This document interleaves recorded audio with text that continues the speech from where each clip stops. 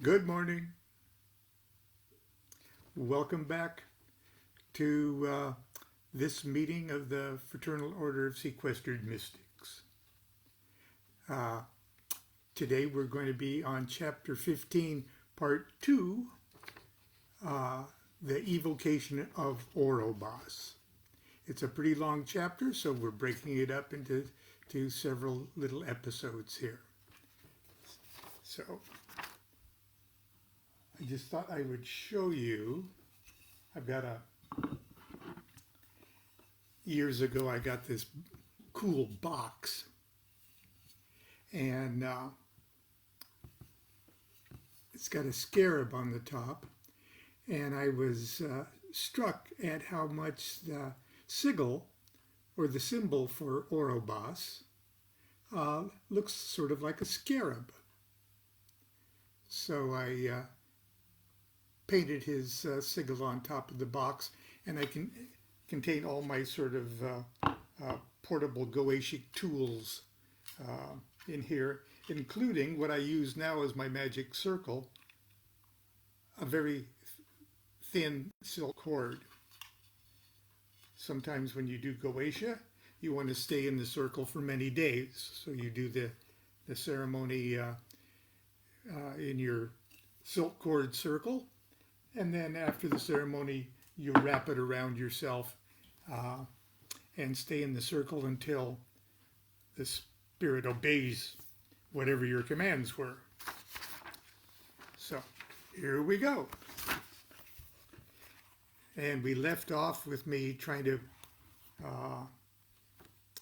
convince my magic superior, which was Phyllis Seckler at the time, that I needed, because of my grim financial situation, I needed to evoke a spirit. So everything was ready except the holy oil, which I would need so I could anoint my head and consecrate my wand, the sigils, and other temple furniture. For some smug reason, I had convinced myself that the ceremony would be doomed to failure if I used anything other than pure oil of a bromelain. The recipe for this exotic and spicy unguent was first revealed in the most infamous of all magical texts, the Sacred Magic of Abramelin the Mage, written in 1458 by Abraham the Jew. Made up primarily of pure cinnamon oil, the stuff that school children in my day used to soak toothpicks in and then torture their lips and gums with blistering fire. We usually did that in study hall.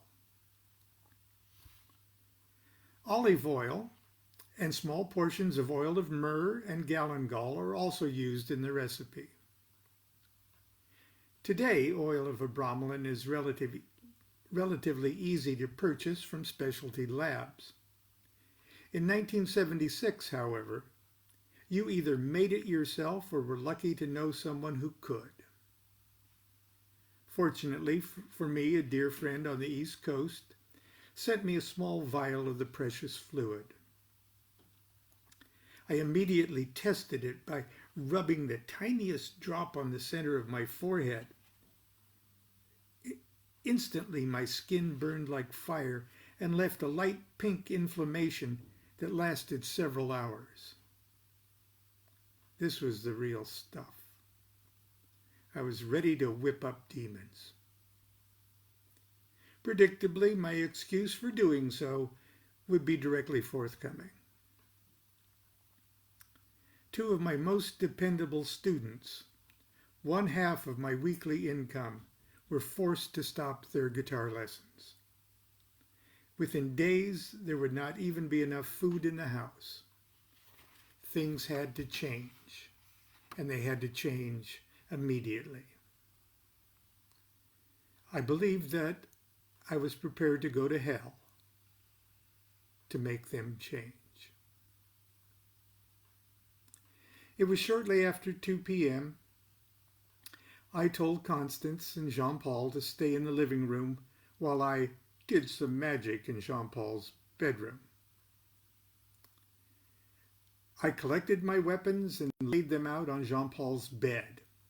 I quickly taped out the circle and laid down the divine names.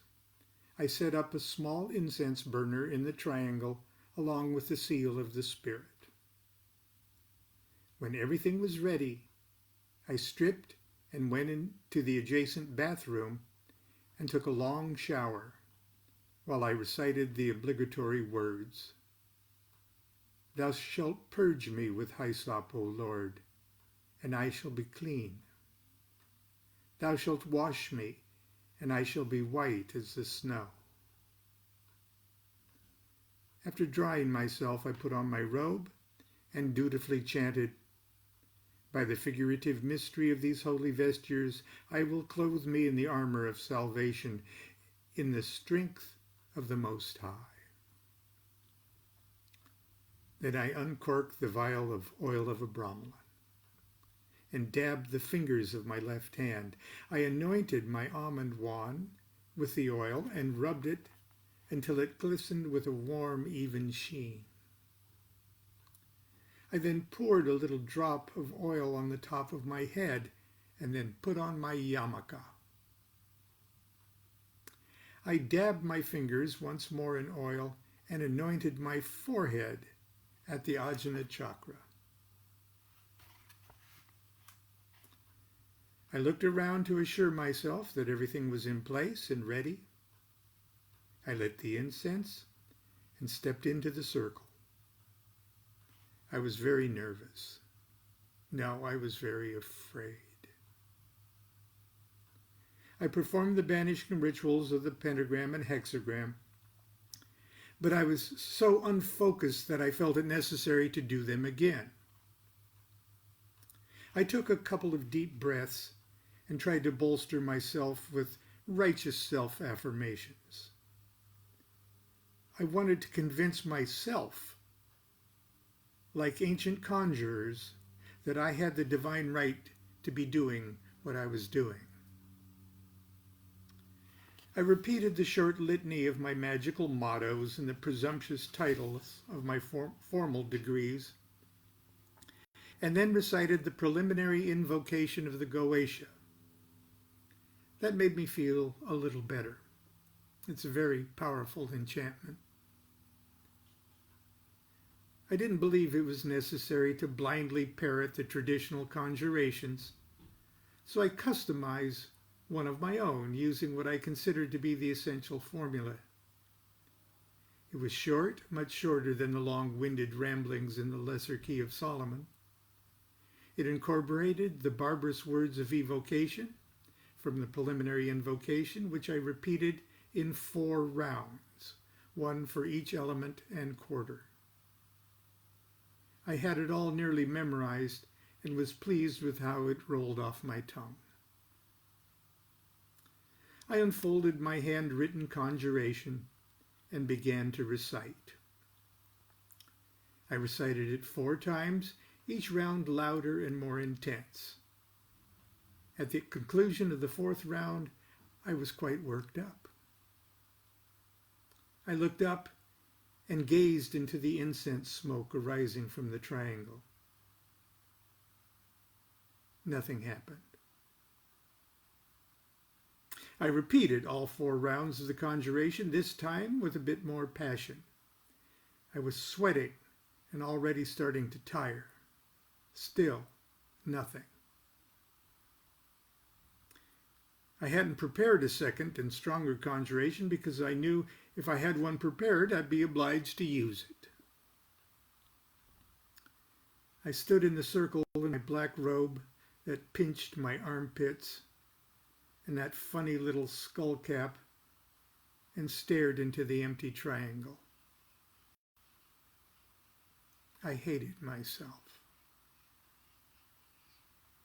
I hated the whole momentum of my existence that brought me to this ridiculous moment. I drew in an enormous breath and exhaled a sigh of hopeless depression. I wanted to vomit, but the ache was too deep to purge. I slapped the palm of my hand with the magic wand and cursed myself. Look, you're a grown man with a wife and a child. You can't even feed them. How will you pay the rent? You don't even have a car to live in.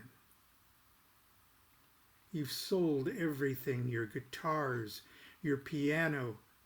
You've no job. You've no hope. You're an idiot. Is this your only plan you can come up with to save your family?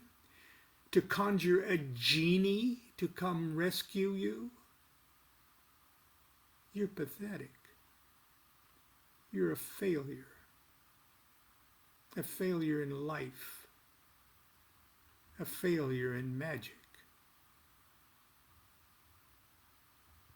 I started hitting my hand harder and harder. It's your own damn fault. You're lazy. You've always been lazy. You think you're so special that the world owes you everything. You want to be rich, but you can't make a dime. You dream of being famous, but what have you ever done to deserve fame? You let your music career slip through your fingers because you're too lazy to do any real work, too afraid to pay any real dues. You're a quitter. You're a loser. You've always been this way. Every chance you've ever had to make something of yourself, you screwed up and blamed it on somebody else. But it's nobody's fault but yours. I started to quiver all over, like I was about to explode. I broke out in a horrible sweat that stung every pore of my body. My scalp felt like I was wearing a cap of needles. I knew that I was having an emotional breakdown. They're here, I thought, instead of in front of Constance and Jean-Paul. I had come to the end of my rope. I stared blankly into the empty triangle, no longer with any thought of conjuration, but only as a place to nail my eyes as I crucified myself. It's your fault. It's your fault, God damn you.